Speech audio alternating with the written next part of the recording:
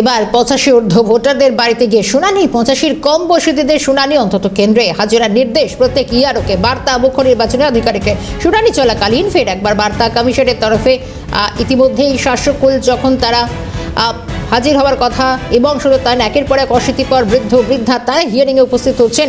85 ঊর্ধ্বে ভোটারদের বাড়িতে গিয়ে শুনানি বলছে কমিশন। টেলিফোন লাইনে রয়েছেন আরো একটু বিস্তারিত জানবো, অভিরূপা হাজরা রয়েছেন আমাদের সঙ্গে। অভিরূপা, দেখো, কমিশন আগেই নির্দেশ দিয়েছিল যে 85 ঊর্ধ্বে যাদের বয়স সেই সব মানুষের বা ভোটারদের যদি নোটিশ আসে তাহলে কমিশন নিজে সেই অঞ্চলে যাবে, সেই বাড়িতে যাবে এবং ভোটারদের শুনানি করবে। কিন্তু 85-র নিচে আর কারোর বাড়িতে যাওয়া হবে না, তাদেরকেই আসতে হবে শুনানি কক্ষে, এমনটাই নির্দেশ ছিল।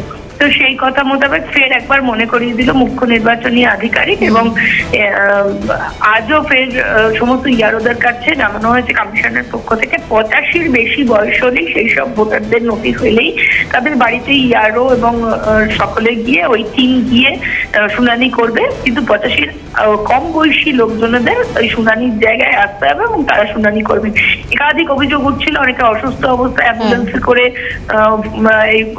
আসছিলেন শুনানির জন্য, কিন্তু সেই সবকিছু অভিযোগ শুনেই নির্বাচন কমিশনের এই সিদ্ধান্ত। অভিরূপা ধন্যবাদ।